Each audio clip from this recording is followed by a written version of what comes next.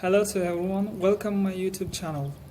On this video, my friend Vahid Məsimov will show you how to write motivation letter. If you like the video, please press like button.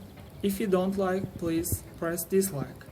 If you want to know about study abroad more, please subscribe my channel. I remember I was talking to one of my friends who is a member of University Admission Board with 10 plus years of experience.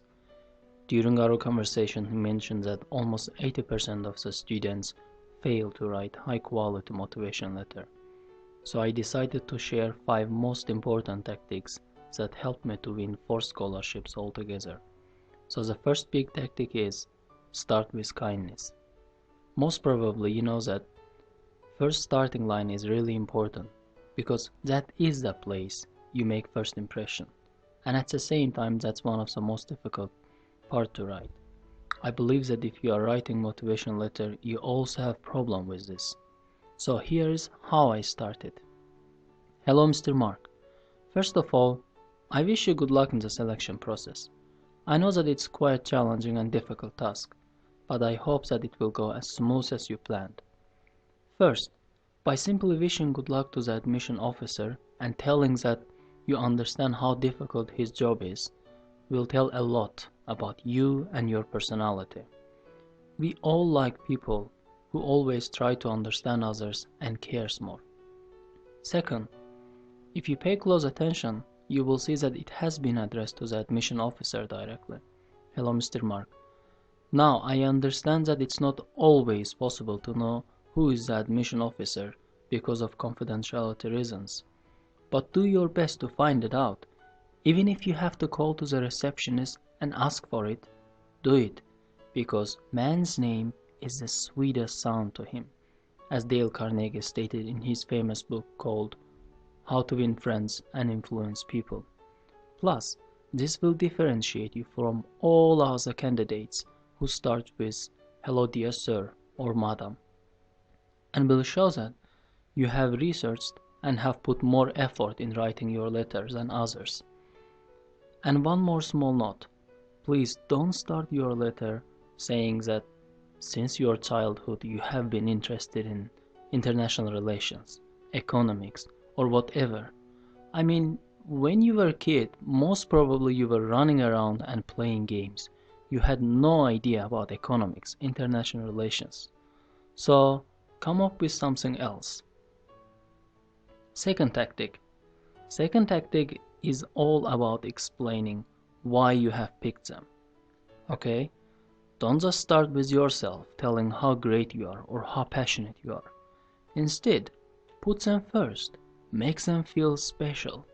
And when you do that, be very specific. Try not to use very generic statements. For example, don't tell that you are a very old university and have a good reputation, or the city that the university is located is very nice and student friendly. I mean, these are simple facts, and most probably are right, but you don't have to be very smart to find out these facts. Everyone can write this. It only shows that you did not even put enough time and effort researching, and now you want them to give you a scholarship or accept you to their program. Most of us don't want to give anything, but want something. If you want something, first you need to understand how to ask for it. Gary Vaynerchuk has a famous book called Jab, Jab, Right Hook, which means give, and then ask. If you know a little bit about boxing, you probably know that it's not possible to win the fight without jab. But most of us want to go to fight and use one right hook and come out as a winner. As soon as you do that, you end up among 99% people who gives nothing but want something. Instead, use your jab more. Go to their website, talk to some of their students, research their courses, professors, and find strong reasons that genuinely interest you, and then explain how it will help you to reach your goal. For example, maybe the university that you are going to apply has an agreement with one of the famous companies, such as IBM, to conduct continuous workshops about modern IT technologies, which seems really interesting to you. because you want to learn from people who has real experience in the IT field, or the university has a great laboratory which allows the students to conduct experiments and you love combining theory and practical knowledge. That's why you will highly appreciate studying in this environment. Finally, you can also talk about the specific courses you plan to take. For example, my friend did a great job on this. He researched the courses, teachers, at the department level. And then, when he was writing his motivation letter, he mentioned the name of the courses he plans to take and the name of the teachers he would love to learn from, and explain his reasons and motivation behind that. So my point is, you can always find a lot of specific reasons.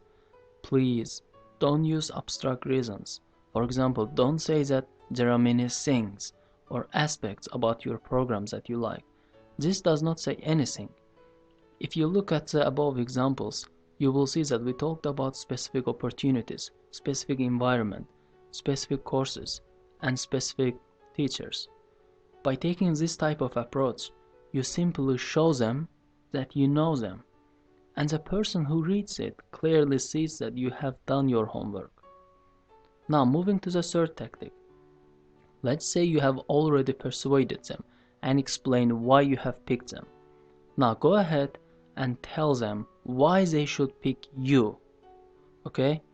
Go back to your personal brand or CV and pick 2 or 3 strong reasons and describe how it improved you in the study field that you are going to apply. This can be courses you have taken, seminars you have been, achievements you have achieved, difficulties you have overcome, and experiences you have had. When you present these reasons, be careful of 2 things. First, pick the right reasons to present. Second, present them right. What I mean is that, first, make sure that what you are going to say is in line with your goal you want to achieve. You may have different experiences, but choose the ones which are related to your goal.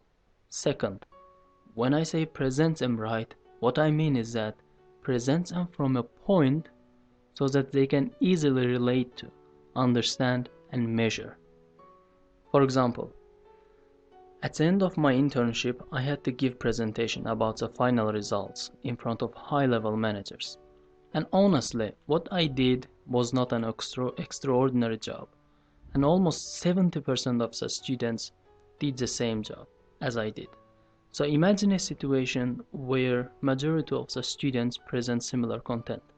How interesting or how memorable would it be for the managers to hear the same thing over and over again and still remember my presentation?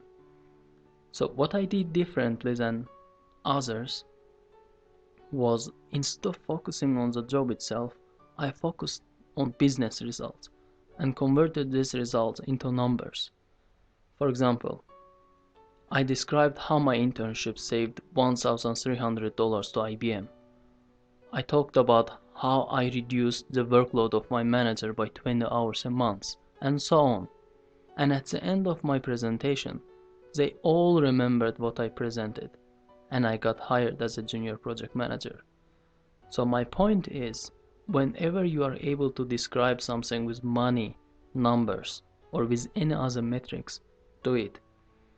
Because it's easy to understand and remember.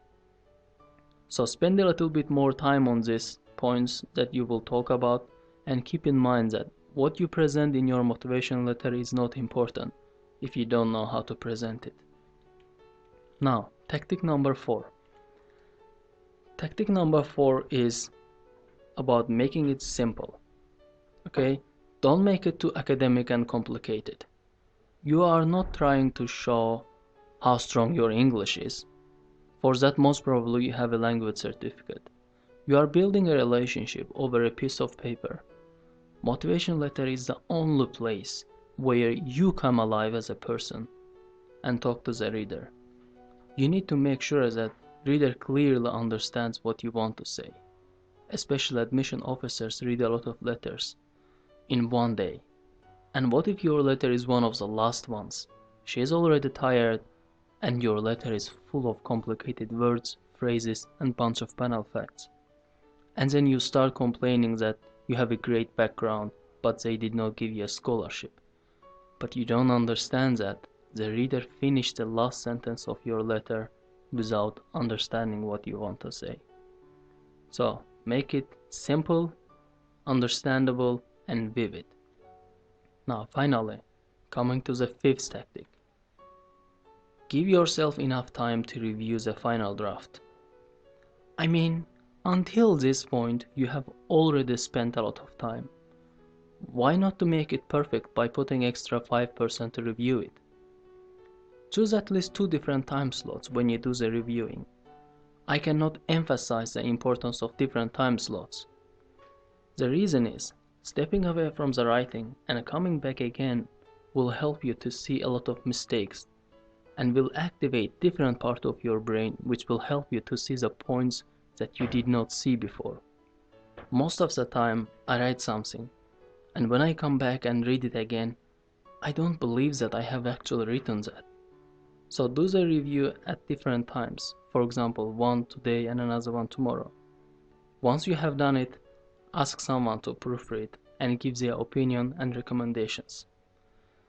So to sum up, if you want to write high quality motivation letter and make a good impression on your readers, use these 5 techniques, and it's guaranteed that you will succeed.